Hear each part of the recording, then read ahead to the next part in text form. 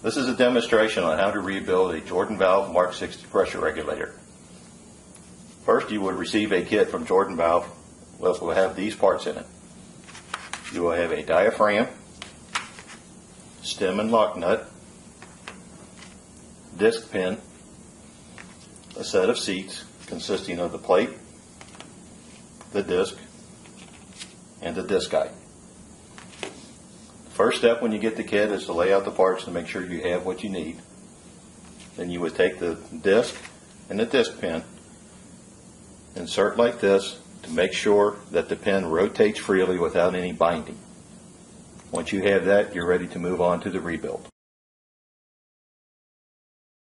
Now that we have the repair kit ready, we're going to disassemble the valve. We start off by taking all the pressure off of the spring that's inside the spring housing by back of the adjusting screw all the way out until you feel no tension. Next, we have to loosen all these bolts to take them off so we can get the spring housing off. If the bolts are loose, you can remove the spring housing, exposing this ring spring.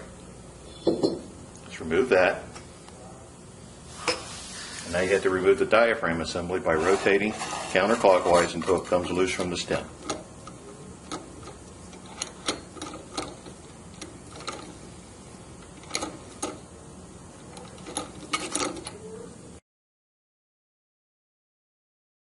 With the spring housing and diaphragm assembly removed, place the valve in the vise in the direction shown.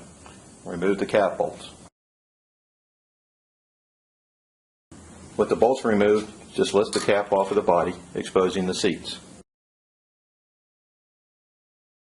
Place the valve on the table with the finger, go through the back side of the body, pushing out on the seats until they come out of the body assembly.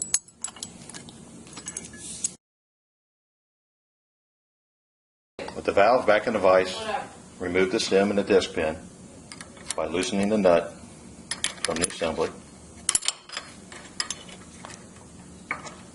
and turning the screw out at the same time.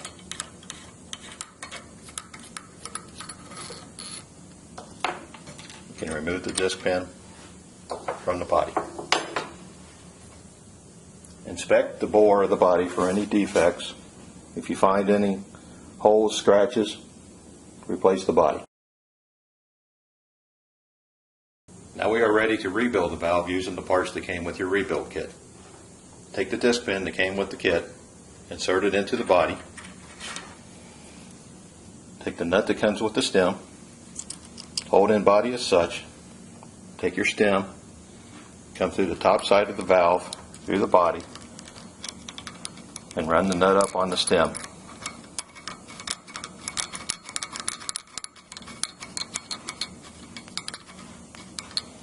And then insert the stem into the disc pin as far as it will go.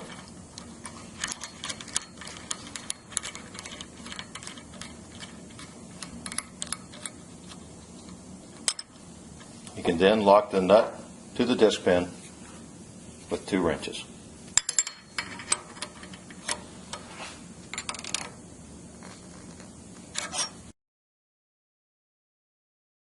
To remove the old diaphragm, use a spanner wrench, placing the 2 holes on the diaphragm plate, and rotate until it becomes loose. Discard the old diaphragm.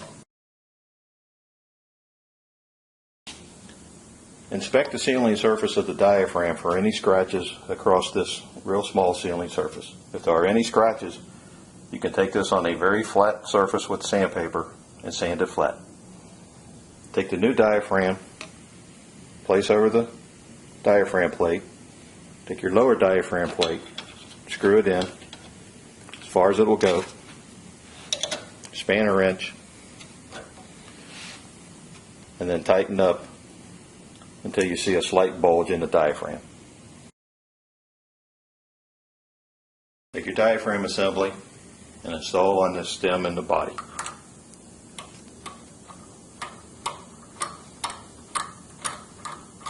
Just run it in quite a few turns until when you're pressing down, the disc pin is approximately in the center of the body. Now we're going to install the new set of seats and adjust the valve.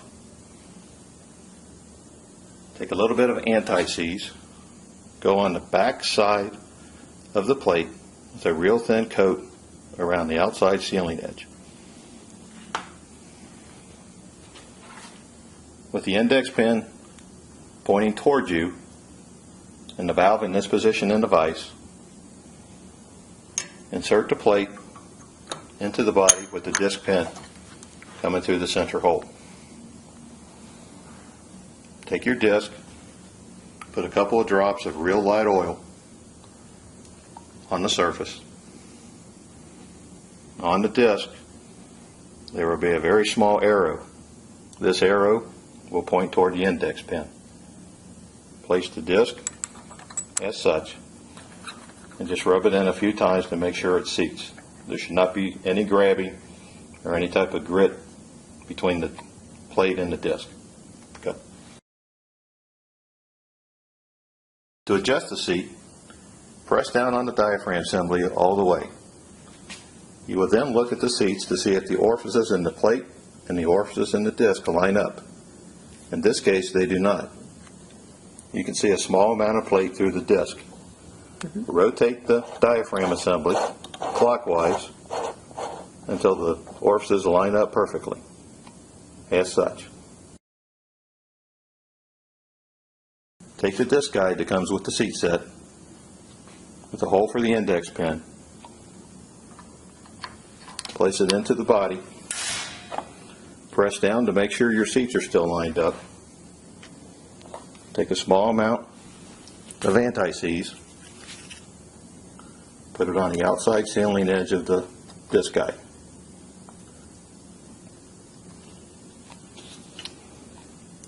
Take your cap,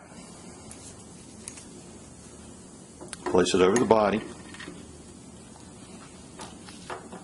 and then install your nuts and bolts.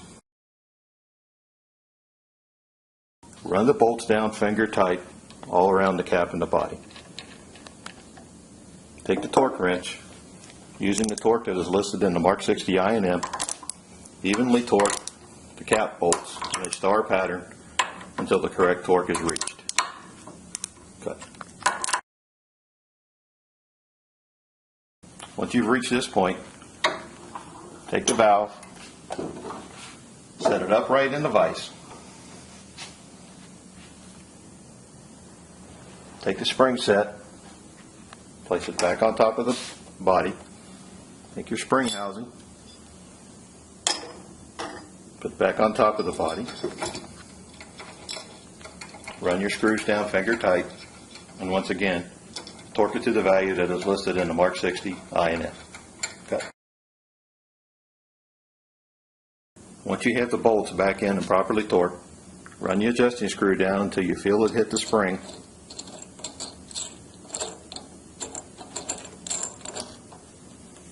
Take a wrench, put a little bit of tension on the spring. Once you have done that, you have successfully completed a Mark 60 rebuild. If you have any questions, please refer to your Mark 60 I&M or your local representative, or you can call 1-800-543-7311. You can also go to our website, www.jordanvalve.com, for links that will show you how to do this there.